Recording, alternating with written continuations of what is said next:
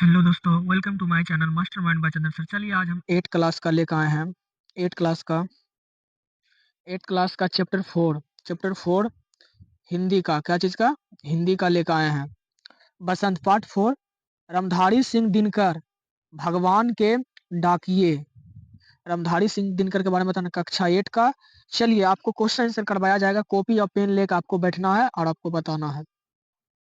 चलिए देखिए, कवि के पक्षी और बादल को भगवान के डाकिए क्यों बताया है, स्पष्ट कीजिए। देखिए इसका आंसर, कवि ने पक्षी और बादल को भगवान के डाकिए इसीलिए कहा है क्योंकि वे देश काल की सीमा से पूरे परे होते हैं और एक दूसरे में भेदभाव नहीं करते हैं, जिन्हें देखकर ऐसा लगता है कि वे भगवान के संदेश वाहक हैं। और ठीक उसी प्रकार हमें भी उसमें शिक्षा लेकर आपस में मिलजुल कर रहना चाहिए। मिलजुल कर रहना चाहिए। चलिए 2 नंबर क्वेश्चन देखते हैं।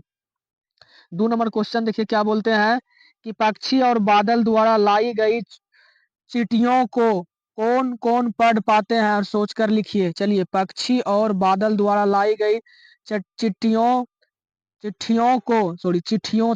चिट्ठियों को कौन सा पढ़ पाते हैं और सोचकर बताइए। तो क्या बोला इसका आंसर, पक्षी और बादल द्वारा लाई गई चिट्ठियों को पौधे, पानी और पहाड़ आदि पढ़ पाते हैं और अपनी अभिव्यक्ति से सबका मन मोह लेते थे। क्या कर लेते थे? मन मोह लेते थे। चलिए 3 नंबर का देखिए क्वेश्चन आंसर, दुगता हो गया। चलिए 3 देखते हैं। कितना नंबर देखते हैं? 3 देखते हैं। 3 देखिए क्या बोलते हैं। 3 किन पंक्तियों को का भाव है। चलिए, पक्षी और बादल प्रेम, सद्बुदाव और एकता का संदेश। यह एक देश से दूसरे देश को भेजते हैं, जो एक महादेश और अति से दूसरे महादेश को जाते हैं और हम तो समझ नहीं पाते हैं कि मगर उनकी लाई चिट्ठियां पेड़ पौधे, पानी और पहाड़ बचाते हैं। सही बात। क्या करते हैं? बचाते हैं। क्या बचाते? पेड़ पौधों चिट्ठियां बचाते हैं। और चलिए खो देखिए आप, प्राकृतिक देश में भेदभाव नहीं करती। एक देश से उठा बादल दूसरे देश में बरस जाता है। ये मानसून के कारण होता है। क्या कारण होता है? मानसून। मानसून के कारण होता है, ये हमको पता है। जहां बादल बरसाता है वहां समुद्र से उठाता है, उसके बाद वहां बरस जाता है। एक देश का भाप दूसरे देश में पानी बनकर गिरता है। चलिए इसका आगे देखिए 4 नंबर। 4 नंबर देखिए क्वेश्चन आंसर क्या बोलते हैं। पक्षी और बादल की चिट्ठियों में पेड़ पौधे, पानी और पहाड़ क्या पढ़ पाते हैं। चलिए, पक्षी और बादल सभी के साथ समानता का व्यवहार करते हैं। वे ठीक वैसे ही जैसे पहाड़ सभी को मजबूती और हटता तथा हर मुसीबत का सामना करने की प्रेरणा देते हैं और पानी सबको निर्मलता का संदेश देता है कि पेड़ पौधे सबको हवा और छाया देता है। इसी प्रकार उन्होंने देखकर ऐसा लगता है कि मानो भगवान का संदेश दे रहे हैं और इस प्रकार इन सभी का संसार में प्रेम को फैलाने का काम है। इसीलिए वो सभी एक दूसरे की भाषा को आसानी से पढ़ पाते हैं। चलिए आगे देखते हैं, आगे क्या बोलते हैं। 5 नंबर क्वेश्चन देखिए। 5 नंबर क्वेश्चन ये बोलते हैं कि एक देश की धरती दूसरे देश को सुगंध भेजती है, कथन का भाव स्पष्ट कीजिए। चलिए इसका आंसर देखते हैं।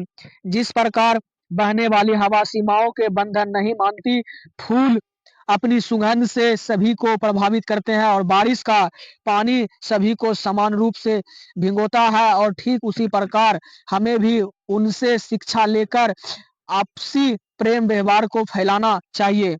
चलिए आगे देखते हैं। पाठ के आगे वाला देखिए प्रश्न और आंसर। पक्षी और बादल की चिट्ठियों के आदान प्रदान को आप किस दृष्टि से देख सकते हैं। पक्षी और बादल की चिट्ठियों के आदान प्रदान को हम प्रेम और सौहार्द के आदान प्रदान के रूप में देखते हैं और इसमें शिक्षा लेकर हमें भी आपसी प्रेम और सौहार्द को आगे बढ़ाना चाहिए और जहां से नफरत को में अपना योगदान देना चाहिए। चलिए 2 नंबर का क्वेश्चन आंसर देखते हैं। 2 का देखिए क्वेश्चन आंसर क्या बोलते हैं कि आज विश्व में कहीं भी सांसद भेजने और पाने का एक बड़ा साधन इंटरनेट है और पक्षी और बादल की चिट्ठियों की तुलना इंटरनेट से करते हुए 10 पंक्तियों लिखिए।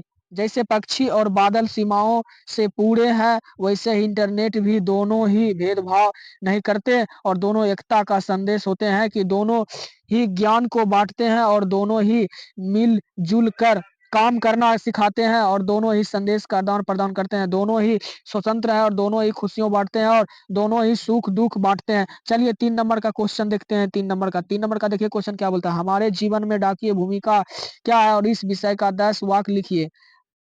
डकाया डकाया हमारे जीवन का आधार है, वह हमारी चिट्ठियों को हम तक पहुँचाता है और वह हमारे संबंधियों को जोड़ने की एक मजबूत कड़ी है और वह हमारे हर सुख-दुःख का साथ है और वह हमारे संदेशों को जल्द से जल्द पहुँचाने का प्रयत्न करता है।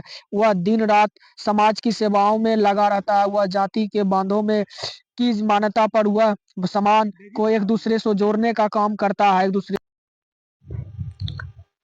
देखिए अनुमान और कल्पना अनुमान और कल्पना देखिए क्या बोलता है डाकिया इंटरनेट के वर्ल्ड वाइड वेब WWW तथा पक्षी और बादल इन तीनों संवाद वाहकों के विषय में अपनी कल्पना से एक लेख तैयार कीजिए और लेखक लिखने के लिए आप चिट्ठियों को अनूठी दुनिया पाठ का सहयोग लेते हैं। संदेश का अनुदान प्रदान प्राचीन काल से होता आ रहा है और समय समय पर इसमें बदलाव आता रहा और लेकिन कुछ ऐसे भी संदेशवाहक हैं जो सदा के बिना बदलाव के अपना कार्य किए जा रहे हैं और ऐसा ही कुछ उदाहरणों हैं और बादल हवाएं और पक्षी जो सदा के बिना थके अपना कार्य कर रहे हैं और संदेश पहुंचाने का दूसरे माध्यम है और डाक व्यवस्था यह भी काफी यह काफी काफी समय से चली आ रही है और छोटे-बड़े बादलों के साथ आज भी डाकिया चिट्ठियाँ घर पहुँचाता है और संदेश पहुँचाने के मामले में वर्तमान समय में सबसे बड़ा क्रांतिकारी बदलाव है और इंटरनेट के माध्यम से कुछ ही क्षण में हम संदेश एक देश से दूसरे देश तक पहुँचा सकते हैं। अतिरिक्त देखिए, कवि का पक्षी और बादल को भगवान के डाकिये कहने के पीछे क्या तात्पर्य है? चलिए देखिए अतिरिक्त प्रश्न, पक्षी और बादल में संदेहवाहक है और जिन पर इंसानों का कोई जोर नहीं है और वे अपना मर्जी या कह सकते हैं कि भगवान की मर्जी से अपना कार्य करते हैं इसीलिए इनके भगवान के डाकिये कहा है। चलिए नेक्स्ट देखते हैं। नेक्स्ट क्या बोलते हैं 2 नंबर इसके बाद 3 लास्ट प्रश्न है। पेड़-पौधों, पानी और पहाड़ कैसे भगवान के डाकियों की चिट्ठियों को बचाते हैं? पक्षी और बादल की चिट्ठियों में पेड़-पौधों, पानी और पहाड़ भगवान को भेजने एकता और संवादना के संदेश को पढ़ पाते हैं और इस पर अमल करते नदियों समान भाव को सभी लोगों को अपने पानी को बाँटती है और पहाड़ की भी रूप से सबके साथ खड़ा होता है और पेड़-पौधे समान भाव को अपने फूल व सुगंध को बाँटते हैं, तभी भेदभाव नहीं करते हैं। चलिए तीसरा प्रश्न, एक एक देश की धरती की सुगंध किस माध्यम से दूसरे देश तक पहुँचाती है? एक दूसरे धरती के दूसरे देश को सुगंध भेजती है कि वह सौरभ हवा और तैरते हुए पक्षियों को पंखों का माध्यम से एक देश में दूसरे देश में पहुँचाती है। अगर वीडियो पसंद आए होंगे, लाइक और सब्सक्राइब, कमेंट ज़रूर कीजिएगा। मिलते हैं नेक्स्ट वीडियो 5वाँ चैप्टर में।